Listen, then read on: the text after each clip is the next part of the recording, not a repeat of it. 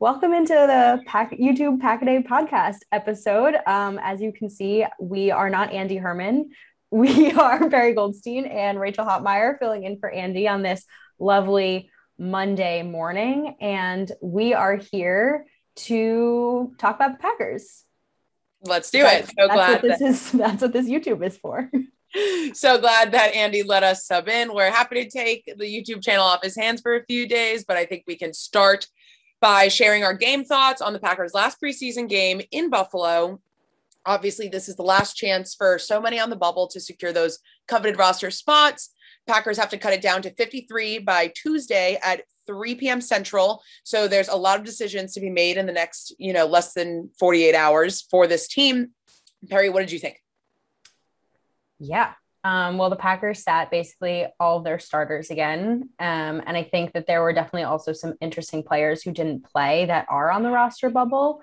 But it only allowed some opportunities for a number of other players. I was really obviously watching this game for Jordan Love. It's his last chance to show us what he has before Aaron Rodgers takes the reins for the rest of the season. Presumably, we're not going to see Jordan Love again until next summer. That is, of course, unless the Packers somehow blow out a team and are winning by a lot and they throw him in for the fourth quarter. So I thought that Love looked calm and poised, and you can tell that he is improving in incremental ways, right? He's not going out there and all of a sudden blowing the socks off of a defense, but he's going through his progressions. He's making some really nice throws. He obviously has the arm talent. Does he need to clean up some decision-making? Sure. But I think a lot of the things that he needs to improve on are coachable, which makes me as a fan, right, hopeful that there is going to be some improvement with more time he has. I think that the way he answers questions in the press conference is, again, very impressive. He seems to have leadership ability, which is, again, what you're looking for. They drafted him in the first round with the idea that he's one day going to become a franchise quarterback. And so I think he has those tools. Just some refining is left. Yeah, I think something that Getsy touched on today in his avail was, taking what he is now, he's had this year to sit behind Aaron, and now it's time for him to be that bona fide backup that's ready and working towards being a starter. So, he's put all this tape out there for the preseason. Now it's time for him to be Aaron's backup. That means, doing research on film for him. That means pointing out little tips and tricks here or there that he picks up on, running that scout team, getting these practice reps against, any sort of combination they can give him to really prepare. And I think that those leadership skills, and everybody uses the phrase even keeled when they talk about Jordan Love, I think that is key to keeping that confidence growing while also, remaining mentally stable as he goes on this journey. So I think that's a really interesting thing to see now that, we've gotten to actually watch him play. Yeah, I agree with you. I think that it's easy to freak out about, a thrown up interception, bad decision-making, but you would so much rather have that happen during a preseason game than you would during a regular season game. Put it in muscle memory, remember to never do it ever again, have it out of your system and move forward.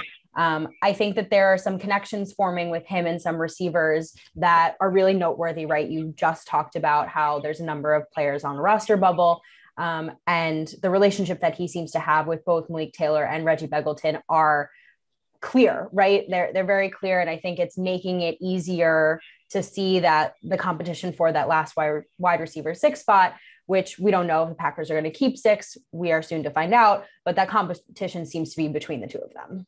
Definitely. And they seem pretty neck and neck, but I think above all, what they're going to be looking at the hardest is obviously consistency, but also those special teams reps and their ability to be versatile. Everybody wants that room to be talented, but versatile, help out in any way they can, even if that means blocking.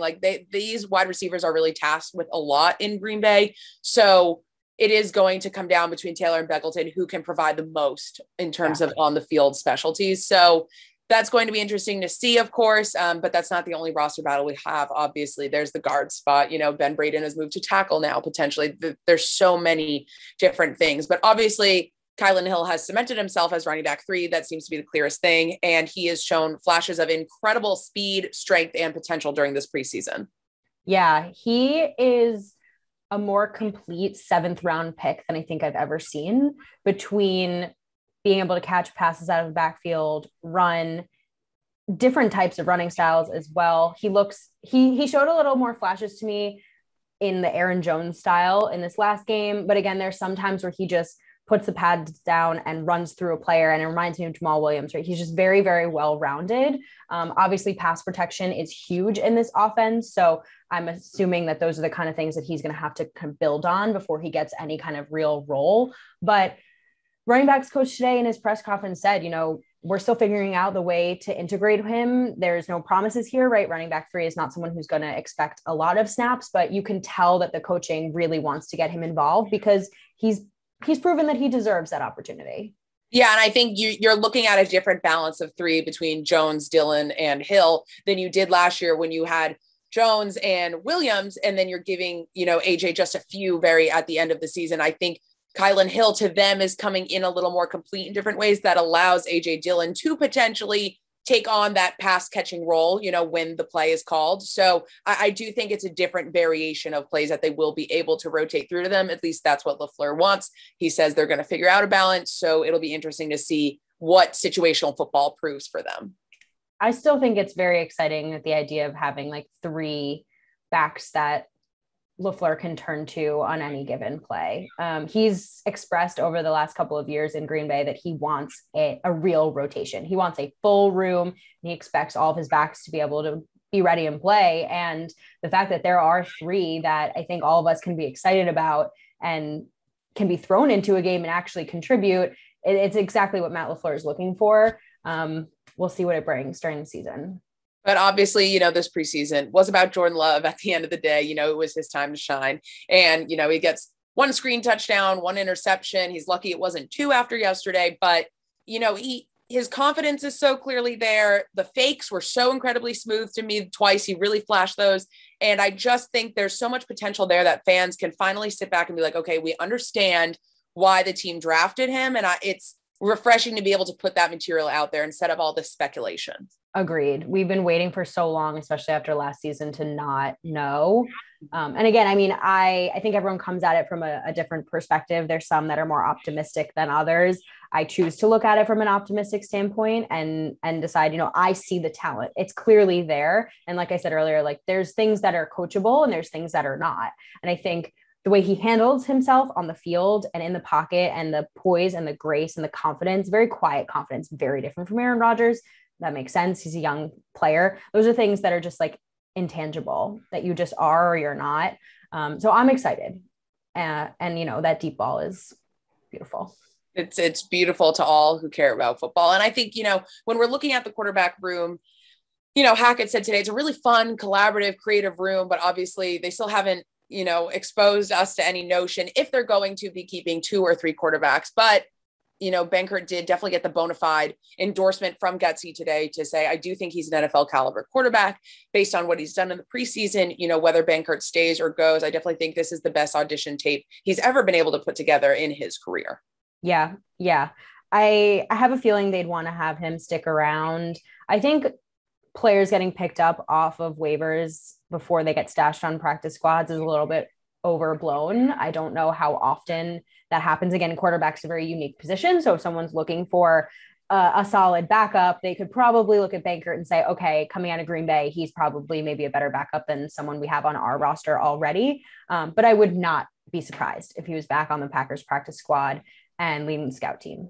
Sure. And we got a healthy mix of play calling yesterday as well, with Getsy getting a majority of it, but Justin Alton, getting in the mix as well. Vrabel, it's really interesting to see LaFleur hand this off so confidently to these guys, out and said that he was given a few days notice saying, hey, if we can, we don't know if it's going to be the whole second half or the third or fourth quarter, but you're going to get to do this. And he hadn't called games since 2015 at the high school he was working at. So to be able to see these coaches grow in that realm is also a fascinating storyline because again, like it's not just about the players. These coaches also have their own careers and motivations as well. So I think it's really interesting and cool to see LaFleur have so much confidence in his staff and give them that responsibility as well. I agree. I completely agree. That was a huge takeaway for me as well, because, sometimes it's hard to look at football like a real business, but if you are comparing it to, let's say, like where I work, right, you're thinking, well, it's really nice to have the boss have so much confidence in his underlings, if you will, to give them the opportunity to grow,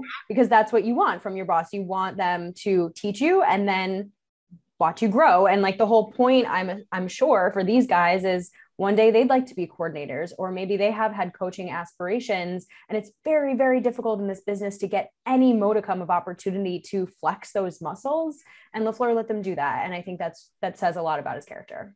Absolutely. And, it's a multifaceted business. Obviously, we get to see such great opportunities for growth for some, but obviously on Tuesday, it's probably the toughest day around the league. The amount of coaches that said today, I love these guys. We spend so much time with these guys. We've personally invested so much time in these guys. It is hard at the end of the day for a team to look at a list of 80 guys and cut it down to 69 and 53. So I think, it's not to be underestimated how hard Tuesday is for players, for staff. So many people are at the precipice of this career where this is really make or break. We've heard from so many players around the league this year that might not have come back if they didn't get this one extra shot. So, football is a tough business. And I think this is, probably just the worst time of year to see these business decisions impact so many lives. Probably one of the toughest days of the year for sure. So with that being said, is there anybody that stood out to you from this past game that you think helped or even hurt their chances who was kind of on that bubble? Because I have a few in mind. Of course you do. You always do. Honestly, Chauncey Rivers, every time I have him in my notes, I bolded him. He got such good pressure off. I was wildly impressed by him. I don't really have too big of a resume for him to start with, but after Saturday, I'm fully impressed with his playmaking and stopping abilities without a doubt. Yeah, no, I agree. I had him circled. I also have Jack Heflin in my mind as someone who was definitely on the bubble, right? You could kind of get a sense that it was maybe likely that he would make the roster over maybe somebody else on that D line, but then goes in and he has a really impressive outing and, affects the quarterback and, does what's asked of him. And I think he feels like more of a roster lock to me than ever before. Absolutely. I think, cornerback 6 is a question mark, as is that, back end of the safety rotation. There's a number of guys who have shown their abilities, but maybe struggled a little bit in this past game. I think you said something earlier, which really stuck with me, which is like, you got to look at special teams, right? At the end of the day, cornerback 6 likely is not going to be on the field that much. So how are you contributing to special teams? How strong are you in that area? And that's going to, I think, end up being the deciding factor. Absolutely. And you look at Henry Black and situations like that, it's a tackle versus pushing out of bounds does make a difference in these situations. Unfortunately, it really comes down to that gritty of a film watch. So again, what can you contribute to stopping the run, punt coverage, all those types of things? So it's really getting to be that nitty picky stage. I don't envy anybody that's, looking at this situation and having to make these decisions right now. No, not at all. I do feel like there's going to be some surprises, right? We've already had a few surprises with had a little bit of spice. Yeah, a little bit of spice. They released Kamal Martin, which I don't think anybody was expecting. So you can feel as confident as you want with all of your 53-man roster predictions. But at the end of the day, these coaches are likely seeing some things differently. This is their job, and roster might shake out a little, not the way we expect it to. But that's the name of the game, and it's kind of fun. Yep. And there's movement to be had. LaFleur isn't showing any hands right now as to if Bakhtiari will be activated off the pup before Tuesday. Stenavich said he doesn't even know how many O-linemen are going to be within the 53 or 69. So there are so many questions, Mark. It really is, a puzzle to be figured out. It's a lot of hard work. And obviously there's money involved in every decision to be made. So injuries really impact this. I can only wonder if the Packers weren't this injured, Dennis Kelly, et cetera, how this would shake out if everything was smooth sailing for them. Yeah, agreed. Because I think there are some guys on the roster bubble, like a Will Redmond, who probably would have made this team over some of the other safeties. And now they have to make the decision, who do we keep here? Speaking of the O-line, give us your O-line thoughts. I know the guard position, like you mentioned, has been kind of a rotation. How are you feeling after what you saw? I think Royce Newman has definitely solidified his ability at guard. So I think that second starting position for now really comes down between Lucas Patrick and John Runyon, which is a tough decision for anyone who's worked there. I mean, they're returners in the system. So it's kind of crazy that they're in that position. But again, Royce was drafted for a reason. They saw his potential. And I think he's done an incredible job. I also think Ben Braden moving to tackle and doing well at that position kind of helped them all out a little bit because it could be a tougher competition. But, Braden did well with those opportunities, certainly a candidate for a backup tackle. So with that being said, it might come down to financials. Once again, is it cheaper to hold on to Runyon or Patrick at this point? A second year versus a fifth year guy. It all comes down to how flexible they think they are, because at the end of the day, when everybody returns from their injuries, they're probably going to have to shift around. Every single guard is probably going to have to take tackle snaps at some point this year on the Packers O-line. So again, how flexible can you be? How comfortable are you? And it's unfortunate that we've seen guys who might not be that comfortable. Cole Van Lannon apparently hasn't really settled into any position, which is, disappointing for anyone rooting for that hometown story, but you have to settle into at least something. If not, prove your worth at everything to make it on this Packers O-line this year. And you either do or you don't at this point. It is pretty do or die now. It's a tough ask too, because I think the Packers do ask a lot of their O-linemen. They ask them to be very versatile. They ask them to move around the line, and not everyone is made for that. And like you said, if not, then you have to show that you're worth it at one specific position. I think everyone's rooting for, the hometown boy, but at the end of the day, the Packers have to make the decisions that are right for their football team and who they think is going to help them win. Right. At the end of the day, it's not, there's a hard cap of numbers here. There's only so many things you can wiggle by in the NFL, and roster cuts are not one of them. Right. Okay. So before we wrap up, Rachel, this was so fun. Any final thoughts? I know we've got a big week ahead of us. Shout out to Andy to handing over the YouTube channel.